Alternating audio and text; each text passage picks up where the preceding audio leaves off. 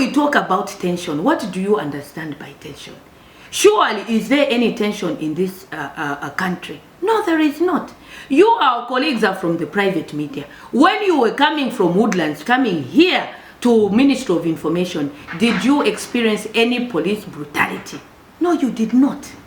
Did you see any soldiers in the streets? No, you did not. Did you experience any intimidation as you came here? No, you did not. So what kind of tension are we talking about? We are causing imaginary tension, which, believe you me, the people of Zambia are not going to condone. The role of the opposition, of course, we do appreciate, is checks and balances.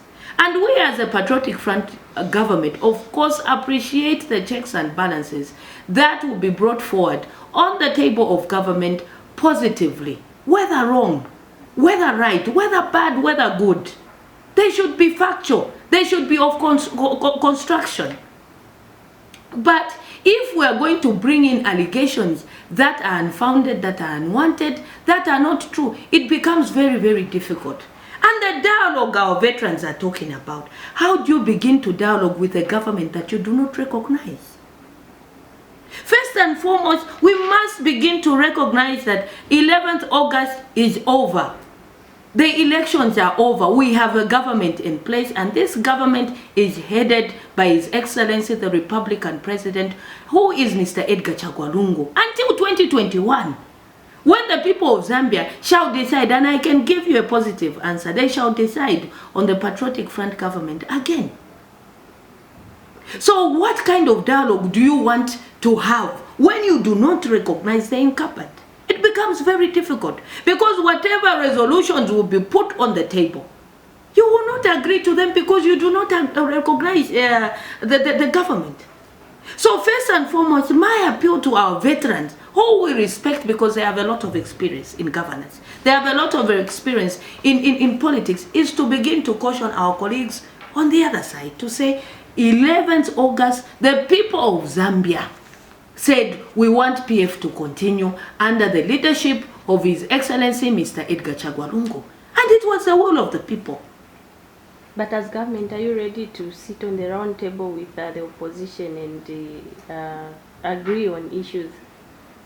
First and foremost, as a government, we are ready to dialogue with anybody. It is our mandate as a government to dialogue not only with the political leaders, but with all leaders from all walks of life.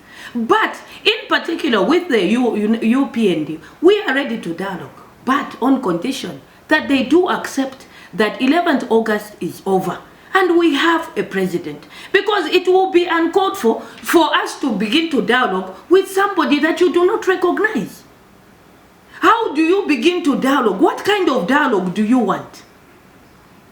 If you do not, in the first instance, recognize that they are the ones in government. They are the ones that are mandated to govern. It becomes very difficult.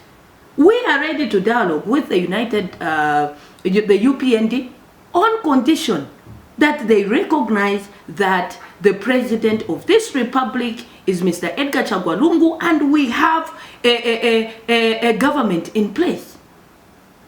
We have had a lot of dialogues, and the tension that you are talking, I would just want to draw you back again, my colleagues in the media. In the last 2 months, when this perceived tension has been purported by our colleagues from the opposition, we have seen a number of presidents visit this republic. For sure, if there was tension, Zambia seems to be the hot destination for almost every other president. Do you honestly think if there was tension, the presidents would be coming into this country like they are coming? It's because there is a peace, there is democracy, and they recognize the able leadership of His Excellency, the President of this republic. First and foremost, I would also, I believe in the Constitution. Because for me, the Constitution is the will of the people, the way they want to be governed. And never at any one time will this government govern this country on reforms of dictatorship. I remember very well that there was a query on appeals from the international community to speak to President Lungu on the release of the opposition leader, Mr. Hakainde Hichilema. And my statement as chief government spokesperson was the president has no mandate under this constitution to pardon somebody that is before the courts of law. And speaking on matters that are before the courts of law is contempt of court. And these are things, my dear, that are enshrined in our constitution, the Republican Constitution. And if somebody says, do not speak on matters that are before the courts of law, becomes the intimidation and dictatorship, then I do not know the meaning of both words.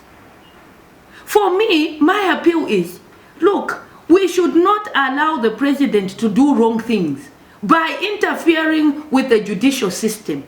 This case of the opposition leader is before the courts of law. And how do you expect the Republican president to come and intervene in a matter that is before the courts of law? Then we are abrogating the constitution. We are allowing the Republican president to do wrong things. And one of the mandates of the Republican president is to protect the constitution. So if that is intimidation, when we say do not speak on matters that are before the courts of law, and if you have seen the president of this republic has been very quiet, because he himself is a lawyer, and he knows what the rules and the laws are in regards to the constitution, and speaking on matters that are before the courts of law. I would never at any particular time threaten anybody, but I would give advice according to what the constitution is saying. And we must be reminded also as Zambians that Zambia is a sovereign state governed by its constitution, its rules and its laws. And even if you're an opposition leader, you must be confined to those rules. It does not mean because you are an opposition leader, because when the law visits you, then it's dictatorship. No. This is a matter. Government operates on three wings of government. We have the executive, we have the judiciary and the legislature. And these are three independent bodies. So how does the president come in the judiciary to say, no, hold this case, please, can we have this person? The president, under the constitution of this republic, is only mandated to pardon somebody that has been given a verdict before the courts of law. So why are we saying the president should do this and allow him when a matter is before the courts of law? It is you, my dear colleagues, that will say the president abrogated the constitution. He went and interfered with the judicial system. For sure, there is dictatorship. There is no democracy in this country. All this government is simply asking for is doing the right thing. And we are not going to intimidate. We are not going to harass. If anything, it is me that has advocated for no harassment of our journalists, either from the private or the public media. We as a government have actually been on the call, on the lookout to say, please, we are all partners in development. We have an open door policy. All of us have the right to have well-informed information. And we're not closing the door. So when we say, please do not comment on matters before the courts of law, or you face contempt of court, it becomes intimidation. But there are also calls that since Zambia is a Christian nation, then government officials should set the example and visit the incarcerated UPND leader in prison. What's your take on that? First and foremost, Zambia is a Christian nation. And I think our president has exhibited that. And we have a day, 18th October, a day for prayer and fasting. It is this government that has been calling out on the opposition to come and pray with us. We have sent out countless of invitations to come and pray with us so that there be peace in this country. They have turned down those invitations.